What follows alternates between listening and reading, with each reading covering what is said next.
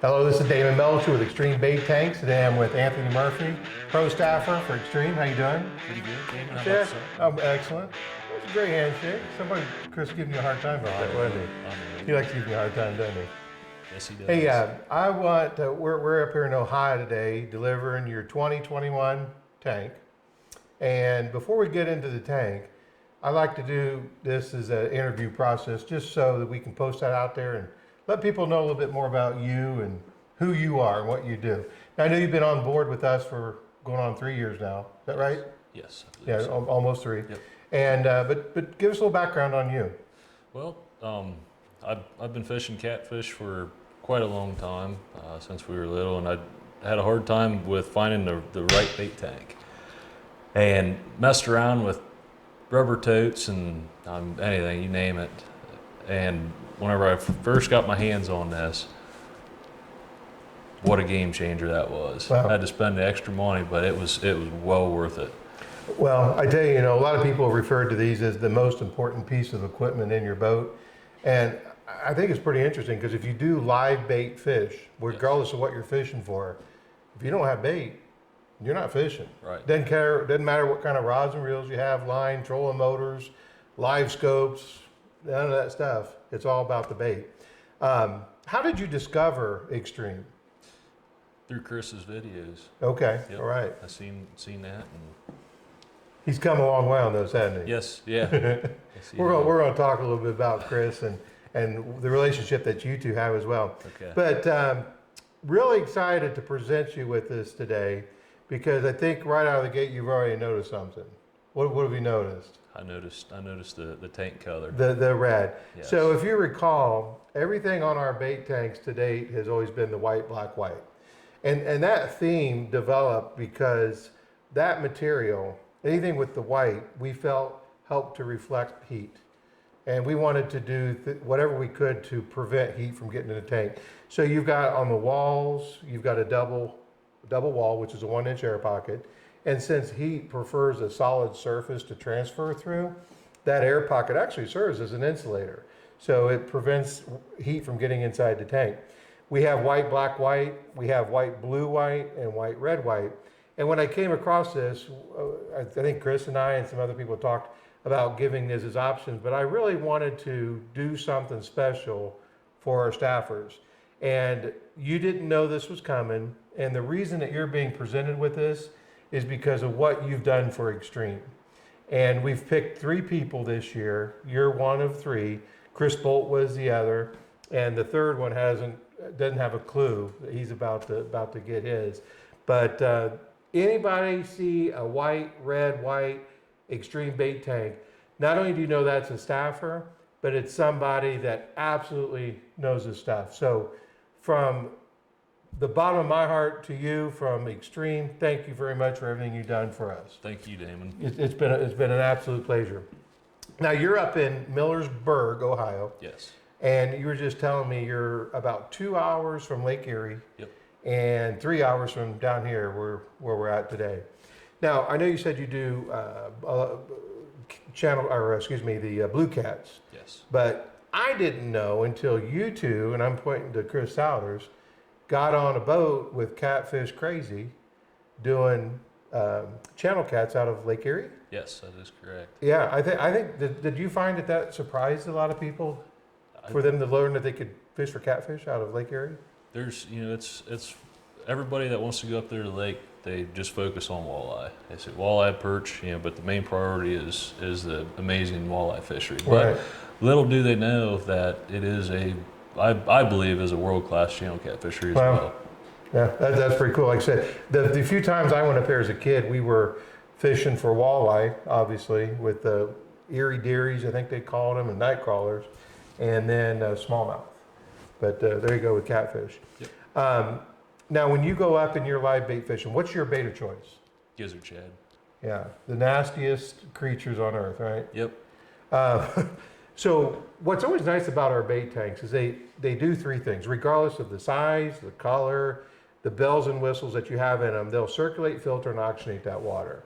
And we believe that every person who owns a bait tank, you have a responsibility to your bait. Meaning this, I've learned over the last couple of years, not all baits are created equal. Gizzard sheds are a great example. Um, People ask me all the time, how much bait can you put in a tank? Well, I think it depends on where you're at, the kind of bait, the size of the bait. So for example, the size of the bait, the gizzard shed that you fish with, how big? Normally 6 to 12 inches. Okay, so you're looking at those big ones. Mhm. Now, you can tell me if I'm wrong or not, but you've used a 35, which is actually 45 gallons of water, 35 for the bait. I've always told people 1 to 2 pieces per gallon on anything over 6. So in that case, you're looking at 35 to maybe 60, 70. Yeah. What have you had? I've had 80. So you're on the higher end Yeah, of I'm that on the 2 higher per end gallon. of it. I've had more than that in there, but short amount of time. Right. So that would probably be, in my opinion, you catch your bait and you're immediately fishing out of that Yes. tank and you're reducing that population. Yep. So forever, you've had all these tanks have had 12-volt systems in them, so you're fishing off your battery by day. But here's a great example. You got 80 pieces of bait in here, and you only go through half of that.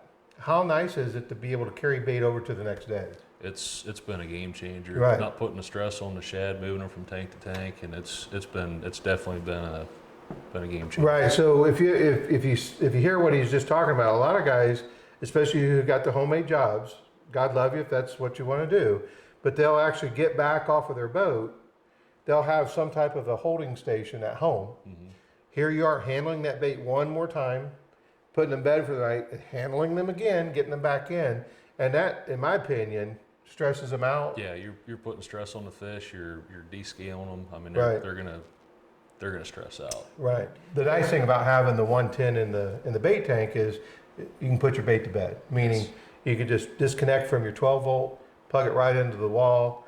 And the other thing about putting them to bed, and the windows in our bait tanks have been customary, but I personally am not a big fan of them because I think the darker the better, at least from what I've heard. And that's why on yours we opted out of that window, because when you shut them down, I mean, tell me what your opinion of the inside of the tank. I agree with you. I've noticed with the tank in the garage, lights are constantly going on and off, and I've noticed in the corner whenever you turn the lights on, that window being there, those shed, they spaz. So I started putting a cover on that window, Right. and whenever I moved my bait tank around, I shoved it in the corner a little bit to get it out of that direct light. Interesting. And I found out that the darker, the better.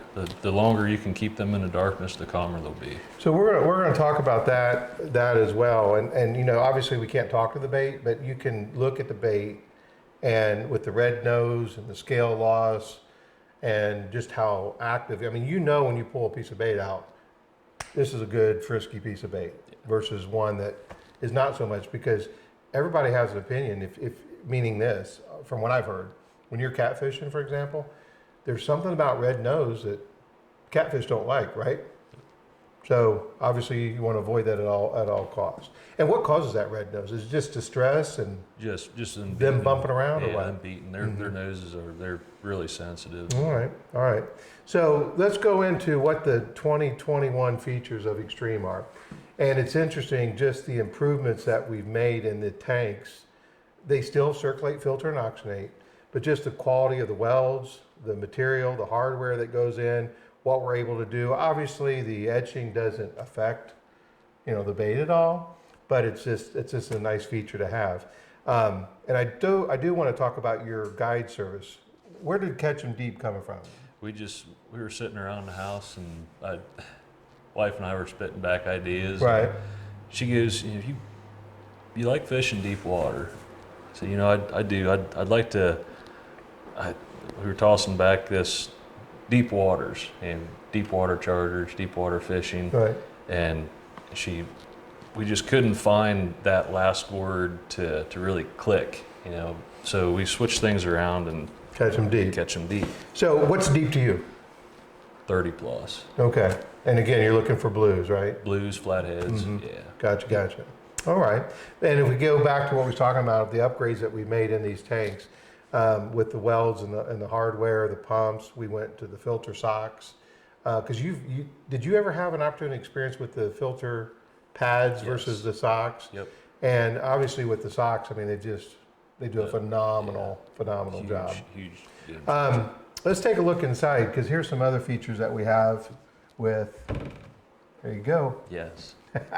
So we got knob keeps, but that's not what he's smiling about. And for anyone who's looking here,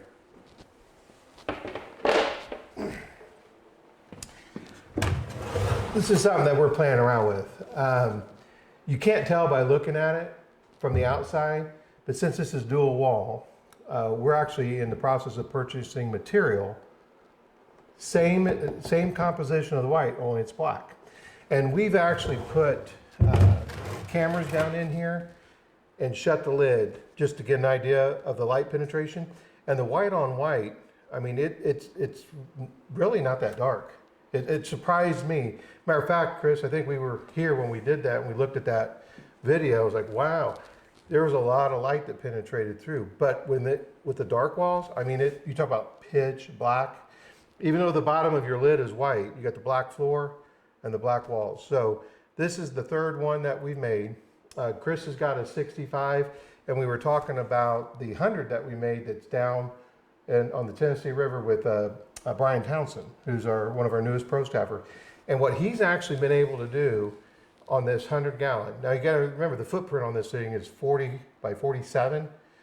He's been able to keep 12, 14, I think even in some cases 16-inch skipjack alive.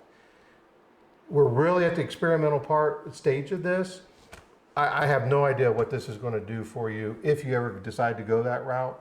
But I'm very interested in seeing if that's something that we can create a tank, whether it's 2 pieces or like him, half a dozen. That's more than we ever had, because everything I've been told is you can't keep them really for more than about 10 minutes. I mean, some people maybe have done a little bit better than that, but I wanted to be able to create a tank. And even if we can't keep skipjack in this, I believe, and this is where you come in, you're going to be able to give me some feedback on how you feel your bait's doing in this. Yes. So here's another thing, check this out. So you've got your dual water line. So if we take this tank, and all this information is on our website at extremebaittanks.com, we have a tab called Build a Tank. And these tanks, the Signature Series, are 26 inches tall. We've taken our 20, 35, 50, 65, and 80, and we've cut them down to 18 tall. So our 20 becomes a 12, our 35 becomes a 23, and our 50 becomes a 32, so on and so forth. But what all of our tanks have is that lower water mark. And I don't know if you'll ever want less water for less bait, but basically what you have here is 2 tanks in one. Mm-hmm. You can drop this manifold down and then run that at that 23 water mark, and you've got a short tank inside of your big one. So you can run 2 different water levels. The purpose of the skimmer, the main purpose on the skimmer was not necessarily to draw surface water off, but it was an emergency overflow. So at night when you're putting your bait to bed and you've got it plugged into the 110, if for some reason you ever get a weak piece of bait that gets caught up in that return and it restricts the water from being turned over, that water is going to rise. So that as that water rises, this overflow or skimmer gives that water a place to go and to be filtered. That way when you get up in the morning, you don't wake up to a dead tank. Instead, you can just fix the problem. And then of course you've got your quick connects here. Mm-hmm. So that makes it a nice leak option, and that's going to be that's going to be something that's going to be added to our build a tank option here as soon as we get the website updated. You were telling me, I don't know how long ago this was, you were walleye fishing. Yes, walleye fishing up at Lake Erie. When was that? When you brought that fish back on the bed of your truck? I think that was in December. Okay. So really not that long ago. Yeah. So I remember getting a phone call from you, and you're like, you got to check out this story. So I'm going to start it and you finish it off. Okay. But basically, you were up there fishing, you caught a walleye, threw them in the back of your truck on snow bed or whatever. There was snow. Mm-hmm. You get back 2 hours later to the house, take it from there. Got back 2 hours from the house, and we got back. So I go out, get to the bed of the truck, fish is froze. So you think? So I think, yeah. I take him out. I have him in my hand walking in the garage, and I notice his gills just slightly moving. And I thought, well, bait tank's running in the garage, 65 gallons. I'll throw him in there, see if he comes back to life or not. And there he is. He's spinning around on his back, going in circles, and I could just notice just one side of his gill just slowly starting to move. Well, if he stays alive for 4 hours, it'd be all right. Clean him in the morning. Right. I get up next morning, kind of half excited to kind of see what this tank did to this wall. I get out there and open up the lid, and that sucker's got his full color back, and I couldn't catch him in that tank. He was banging off the sides of the wall, and I kept him alive in there for a couple weeks. Yeah, that's something. I threw him in the pond after that. So. I had a very similar experience on Lake Cumberland, and this was 2 years ago. I was striper fishing. The very first fish in the well was a very nice smallmouth, and I'm like, well, there's dinner. Worst case scenario, there's dinner. Yeah. I caught my 2 stripers not soon after. There was no water in the live well. So I get back, and striper, they'll die real quick. Get back, I clean the striper, time for that smallmouth, and I get that smallmouth on the table, and I put that knife on him. Same thing that gill did that last, all right. I thought, we'll try something. I had a 100-gallon running, but I had those new directional flows that put out that nice little stream. So I took that smallmouth for 15 minutes. I held him upright, up against that, and sort of force fed him. And I'm telling you what, next thing I know, he's ready to go. Now, I think he had brain damage or something. It was really weird because it's like you drew a line straight between his eyes, and one half of his head was black, the other was normal. But I let him go, and he took right off. I'm like, huh. So, yeah, absolutely. And I know that you may have a story too with these live wells that we make. We've got some tournament trails that are using them as CPR resuscitators for these big cats too. Yep. And I believe it was the gentleman in Owensboro? Aaron Wheatley. Aaron Wheatley. Yep. He had that. Well, you've got it. Yeah. The live well, and wasn't he the one that had that tub going with oxygen in the tank? Yeah, there was I want to say it was a 400-gallon tub with pure oxygen running in it. Right. And I had a weak fish in there, the big fish, that 70-pounder, and he had to take that out of that tub and put it in that X-Treme live well. Yep. Mm-hmm. And it came back. It came back. I mean, because the goal for you guys on these catch and release is really you want to release these fish better than you found them. So that's pretty awesome that those tanks will do that. And Paul Cipher was telling me basically a similar situation with the oxygen box. He actually shared his oxygen box with somebody to actually end up beating him out of big fish because he helped them save their fish that was about to die. So pretty cool stuff. We've just really got the recipe on the circulation, filter, and oxygenation that goes into these tanks. But guess what? These tanks are where they are because of people like you, Chris Souders, and the rest of the ProStaff team. We're making big strides in where we are. Last year we were in 30 states. We've had inquiries with 5 countries, and we got product into 3 of them. Dubai, Trinidad, Mexico, I guess, and 4, and now Canada. So that's pretty cool stuff. And yeah, that's awesome. We couldn't be here without you guys. All right. I think there was one more thing I wanted to talk about, but I can't remember what it was.